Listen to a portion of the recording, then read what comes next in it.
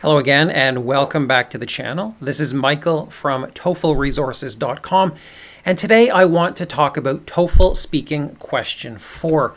In today's video, I'll start by talking about the structure of the question and how ETS creates it every week. I'll continue by giving you a template you can use to answer the question. I'll talk a little bit about taking good notes. I'll give you a sample question and matching answer. And at the end of the video, I'll talk about some recent trends in this question and how it's scored. So first up, the question structure. And it's really important to know this because the TOEFL is structured pretty much the same week after week after week. And if you understand how ETS puts the test together, I think you'll do much better on it. So first up, for this question, you're going to listen to a lecture. It's going to be 1.5 to 2.5 minutes long. It usually talks about how something is done or accomplished. So something like how animals can survive in cold environments, or how businesses deal with customer complaints, or how children can learn to recognize the voices of their parents, something like that. And this is illustrated using either one or two examples. Now, this lecture starts with a short introduction, and after that introduction, the examples are given. After you finish listening to it, you will be asked a specific question that mostly requires that you summarize the examples that you just heard. The question prompt is going to look something like this. Using the examples of hawks and eagles, explain 2 ways birds hunt for food. Or maybe using points and examples from the lecture, explain how businesses cope with unexpected customer complaints. So there's a few more. I won't bother reading them, but you can pause the video. So sometimes the prompt specifically mentions the 2 examples, like the hawk and the eagle. Sometimes it just says points and examples from the lecture. But the result is the same. You're going to be summarizing whatever examples were given in the lecture. And the other thing, it's almost always going to mention the how part, like how this thing is done, how animals survive, how animals cooperate. And you're going to include that at the beginning of your answer. For this question type, you are given just 20 seconds to prepare after the lecture is finished, and then you have 1 minute to speak. Here's a sample question. Now, of course, on the test, you're going to listen to it, but here I've typed out the lecture just for your reference. And you can see it starts with a short introduction that introduces what it's talking about, which is how fish survive in parts of the ocean with very little light. And then it has 2 examples. The first one is the spookfish and its tube-shaped eyes. The second example is the lanternfish and its a body which gives off light. I did a word count here. It came out to about 284 words. That seems pretty common for this question. Could be longer, it could be shorter though, so don't be too surprised. And then at the bottom of the screen, you can see the prompt. Explain how some animals survive in environments with very little light. Now, if you do get a lecture with just one example, it is going to probably have 2 clear parts. So here, the first part is about the spookfish. The second part is about the lanternfish. You might get a lecture where the whole thing is about the spookfish, and then the first part will be one thing that the spookfish does, and then the next part will be another thing that the spookfish does. So there will be 2 clear parts, hopefully. As you listen, you're going to take notes. Now, for this question, the note-taking is somewhat easier than in the other questions. Basically, your goal for the notes is to get as many of the details as possible. That's all you really have to do. When I do the test, I like to use 2 separate sheets of paper. On the first sheet of paper, I'm taking notes from the first example. And you can see I've divided it up into like details and then more details. This is just for ease of reading. There's no real division point. It's just like the first bunch of details go here, and then I leave a bit of space and I put the second bunch of details. It's just easier to read the page. At the top of the page, there's a mini summary of the whole example. In this case, spookfish use tube-shaped eyes to hunt. Although this is at the top of the page, it may be something you're going to include at the end of the example, or even at the end of the entire lecture, this summary. So when you're setting up your pages on test day, leave a little bit of space here. And as you can see, I did the exact same thing for the second example. I've got a whole bunch of details, and then at the top of the page, I've got a mini summary of the example. You can see I didn't take any notes from the introductory part of the lecture. I think that's the sort of thing you can probably remember, and basically the question prompt is going to show you everything you need, because it's going to specifically mention whatever it is that's being accomplished. All right, the answer template for this one is very sparse. It's basically the shortest template I've got, because your goal here is really just to repeat the lecture. So at the beginning of the template, you introduce the subject. The lecturer explains how fish can survive in environments with very little light. The lecturer explains how businesses deal with customer complaints. That's basically it. You're almost copying from the prompt here. Secondly, you state the first example, or of course the first part if it's a singular example. First, she describes how, and then give a mini summary. She notes that, and then give the details. And the mini summary and the details are coming right from your notes. Do the same thing for the second example or the second part. You can see I've repeated the word describes here. For me, that's totally fine. I don't think you're going to be penalized for using the same verb 2 times in the whole answer. And I think that repeating it kind of simplifies the process and helps you avoid mistakes. It's easier to remember, basically. But feel free to change the verb if you wish. So here's a sample answer. I won't read it all out, but you can pause it if you wish. I begin by introducing the concept, just like in the template, and the template part is in red. Then I give the first example, the template part is in red, and the second example. I did a word count of this. I think it came out to about 160 words. That's fairly long as far as this question is concerned. This is meant to be a model of a perfect answer. If you speak a little slowly, you can just reduce that word count. And basically, you're going to reduce it by just including fewer details. So make sure to practice as many of these questions as you can, and actually make transcripts of your answers and see what the word count comes out to.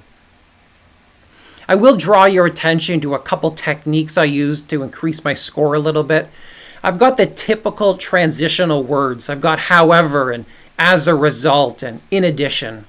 I've also got some coordinating conjunctions. Well, I've got one. I used so a couple of times. You want to use transitions, and you also want to use a mix of simple and compound and complex sentences. I find the easiest to create are compound sentences. You can just use coordinating conjunctions like so or but, and, for, yet, that sort of thing. You can see I didn't include every single little detail from the lecture. That's going to be impossible. The lecture is going to be like 2 minutes long, maybe. You've only got a minute to speak. So you're not including every single little detail. Nobody can do that. But you're trying to get as many as possible, and you're trying to get the main and most important details. Don't feel obligated to mention something just because you wrote it in your notes.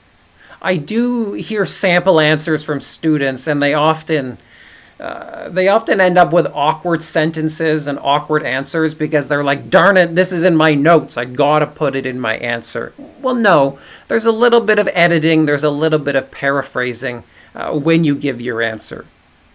I just want to repeat, you don't need every single thing. A few tips and tricks. I've already mentioned this stuff, but use those transitional phrases as much as you can. Just look up transitional phrases on Google and you'll find a whole bunch, but the ones on the screen I think are the most important. Focus mostly on the examples. Your summary of the introductory part, where you mention, the main topic, that's going to be like 10 seconds at the most. The bulk of your answer is a summary of the examples.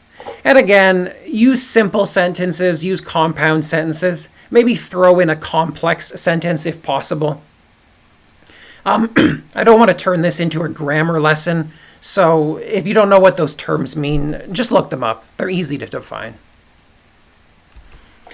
I did a survey last year of, a few hundred students, and I asked them what did they get for topics on this question. 60% of them said zoology and animals. There are a ton of questions about fish and birds and land mammals and all kinds of living creatures. That seems to come up the most. And probably plants. I should have lumped into that category, but I think you get the point. So practice listening and reading some academic content about animals and that sort of thing. It'll make you a lot more comfortable, I think.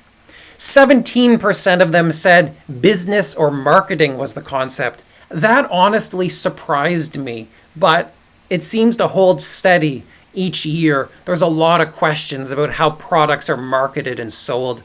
Psychology and learning, 17%. That's not a surprise. And then a few students kind of got those general liberal arts topics like art or history or literature. 6% reported one of those. 70% of the students said they got 2 examples, just like in the sample question here. 30% got just 1 example. And so there were prompts that looked a bit like this. How do animals adapt to life deep in the ocean? Or how unused factories are used to help communities? How dragonflies are the most effective predators? How old artwork can be preserved?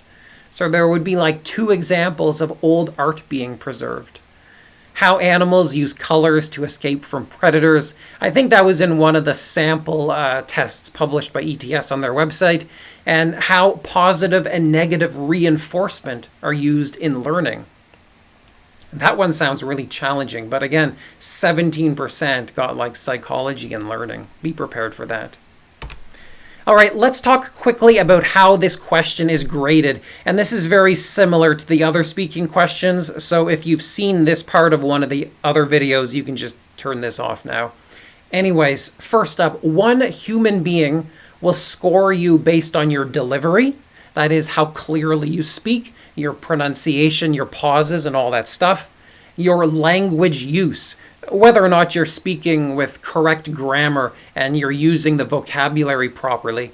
And again, your topic development, which is basically, are you including the right details from the lecture and are they correct? But there is also the speech rater. Now, this is a computer program that is also scoring your answer. This is a little bit of a black box, by which I mean it's kind of secretive. We don't know the weight, right? We don't know if it's like 50% human, 50% speech rater, or like 25-75. But anyways, some software is scoring your answer. Broadly speaking, the software has 4 main categories. First up is fluency, and this is what the human rubric calls delivery. So are you speaking clearly? How many words per minute are you giving? How many words in total are in your answer? The software is counting that. It's also counting whether your pauses are correct. Are you pausing at the end of a sentence, or are you pausing in the middle of a sentence? If you have a long pause in the middle of a sentence, you're going to lose points. It's also judging your pronunciation and your rhythm. That's pretty standard. Are you pronouncing words correctly? How are your vowels? Are you pronouncing long and short vowels correctly? And then the rhythm is like the intonation or the stresses of proper syllables. The third one is grammar. I don't have to explain that, but basically I will because I love to hear myself talk. the software creates a transcript of your answer, and then it checks it just like it was an essay. So if it detects grammatical mistakes in that transcript, you're probably going to lose points. But the good news is, if it detects grammatically correct sentences, you will gain points. And lastly, it's judging you based on your vocabulary. The range of your vocabulary is important, whether you're repeating words again and again, but also I believe it's checking for like subject-specific vocabulary. So are you using the right vocabulary for the given question? So like in this one, you need to use words like prey and predator and light, I suppose. So it's checking for the presence of those words. All right, that's all I have to say about this particular speaking question. But if you want to know more about the test, you can check out my website. There is the link. I have guides for all of the speaking and writing questions, and you can also sign up for my speaking evaluation service or my writing evaluation service, in which you can send me your answers, and I will try to grade them as if I were a human or a piece of computer software. Going to leave it at that, but if you have any questions, leave some comments down below. I always love to get your questions, and I try to answer them as quickly as humanly possible. Take care for now, guys.